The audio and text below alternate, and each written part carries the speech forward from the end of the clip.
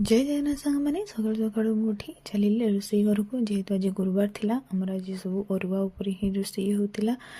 सकाल सकाल मो रोषे व्यस्त थी तेरे मो पुआ उठीगला ता आंटी ताको धरिकी पानी पिया था हेले से जमा भी पानी पिउ न था कारण पानी तार सबुठ बड़ शत्रु तापर देखो केमी ता आंटी सहित स्पीकिंग खेलुची स्पीकिंग सकाल सकाल ता आंटी सहित मिसी एक्सरसाइज कर व्यस्त रहा आमर आज होता भात डालमा भेंडी आलू भजा तापर हूँ खटा देखो मो हजबैंड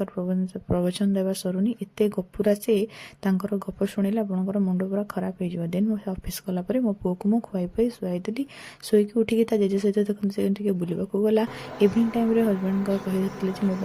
ओट्स बनवा देखो मुझे ओट्स बनई ये ओट्स खावाई बहुत टेस्ट लगे ये हूँ टमाटो फ्लेवर ओट्स को खाइले बहुत प्रोटीन युक्त खाद्य भी देन मो डिनर बनी रुटी बीन आलू भजा सकाल डालमा बाय बाय।